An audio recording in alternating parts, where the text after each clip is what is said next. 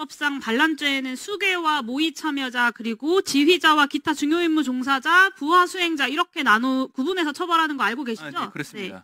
그 전두환 12.12 군사 반란이랑 5.18 광주시민학살 관련된 대법원 판결을 좀 이야기해 보겠습니다.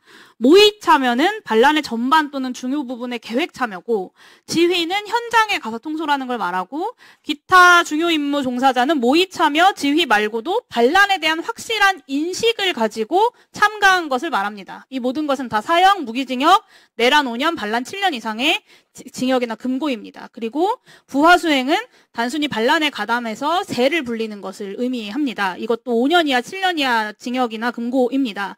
이런 대법원의 판례는 사실상의 구속력을 좀 가지고 있고, 그렇기 때문에 가능한 한 일관성도 유지되어야 하고, 이것을 바꾸려면 대법원에서 전원합의체로 심판을 해야 하지 않습니까? 네. 네, 그러면 보면 오늘 장관들이 나와서 나는 사전에는 몰랐고 그 순간에는 동의하지 않았다. 그러니까 책임이 없다. 이렇게 입을 모아서 이야기를 합니다.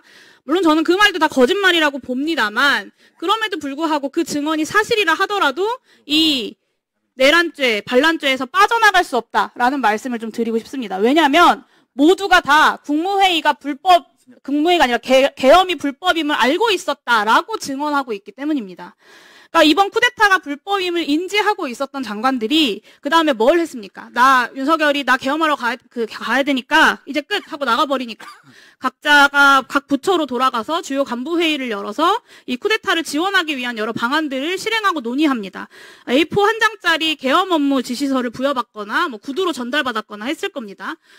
이런 장관들은 직접 현장을 지휘할 필요는 없습니다. 그 한마디 하면 되죠. 그 소방청장에게 이상민 장관이 전화해서 경찰이 단전단수하면 적극적으로 협조해라 한 것처럼.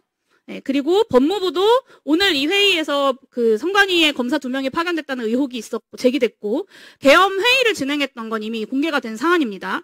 그리고 국무총리는 전국의 모든 청사를 폐쇄하고, 외교부 장관은 미국을 미스리딩하지 않기 위해서 전화를 안 받았다. 저는 아마 이것도 계엄의 성공을 위해서 한 일이다. 이렇게 의심할 수밖에 없다고 생각합니다. 통일부 장관의 임무도 수사하면 나올 겁니다. 핵심은 이것들이 다 불법적인 친위 쿠데타, 군사 반란임을 알고도 그 누구 하나 도망가거나 이것을 폭로하거나 하지 않고 그 업무를 수행했다는 겁니다. 그리고 지난 한 달 동안 입을 맞추고 있는 거죠. 저는 제대로 된 나라였으면 이미 다 구속되었어야 될 사람들이라고 생각합니다. 대법원은 이런 행위를 반란에 대한 확실한 인식을 가지고 반란 행위에 참가한 자, 그러니까 중요 임무 종사자로 규정을 합니다.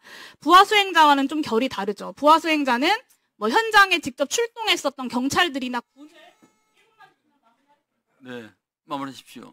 현장의 명령에 따라서 단순히 출동했던 경찰이나 군인들을 이야기할 텐데, 저런 장관들을 의미할 수는 없는 겁니다. 부하 수행자는.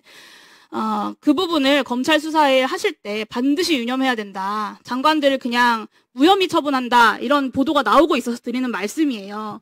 검찰이 또 살판난 듯이 정치를 시작했다라는 비판이 등장할 수밖에 없습니다. 국무회의 참석자 무혐의 검토 중 뉴스 난 거 보셨죠? 네, 봤습니다. 네. 저는 궁극적으로는 현 국면에서 이제 특검을 통해서 수사에 대한 신뢰를 확보해야 된다라고 생각합니다. 검찰에서 지난 쿠데타 때 항명했던 사람 딱 한 명이잖아요. 사표 내신 분. 그리고 그 외에는 계엄회의에 참가했던 주요 간부들은 다 기본적으로 혐의자인 겁니다. 군이나 경찰도 마찬가지고요. 근데 국정조사가 본격적으로 기간 보고도 시작 안 한 시점에 이런 기사가 검찰발로 나온다? 저는 이거는 특검이 판단할 사항이라고 생각하고, 특수본이든 공조본이든 불필요한 이런 면죄부를 남발할 사안이 아니라고 생각합니다. 상당히 중요한 사안이라고 생각합니다. 예, 그 위원님께서 말씀하신 검찰발 기사라고 말씀하셨는데, 검찰에서 기사 내용이 나왔는지는 저는 확인한 방법은 없습니다. 그리고 위원님께서 말씀하셨던 부분 중에 이제 뭐 부하 수행이라고 하는 부분이 극히 일본적인 표현인데, 사실 부하 수행이라고 하는 의미는 예를 들어서 뭐 어떤 시위나 집회가 있을 때 투석을 하거나 노래를 같이 부른다거나, 또 안 그러면 일본 책 같은 경우에는 이제 거기에 덧붙여서 뭐 무기를 공급한다거나 식량을 제공한다거나. 예, 그렇습니다. 그런데 그런 식으로 예를 하나 들고 있습니다. 그래서 우리가 그냥 어떤 모임에, 어떤 회의에 갔을 때, 예, 알겠습니다. 그래서 적극적으로 제재하지 않았는 행위 자체가 죄가 되는지 여부에 대해서는 좀 심도 있는, 네, 그런 부분까지 유념해서, 예, 법리 부분은 다 검토하고 있는 것으로 알고 있습니다. 마지막으로 장관님들께 한 말씀만 드립니다. 12.12 군사 관련해서 최규화 강함대에는 자기가 서명한 시간을 남겼습니다. 그럼으로써 강압을 당했다라는 걸 증명하기라도 했어요. 저는 12월 3일에 경호처가 무장하고 여러분들에게 칼 들이댄 거 아니라고 생각하고 부끄러운들 아셔야 된다고 생각합니다. 이상입니다. 윤건영 의원님 질의해 주십시오.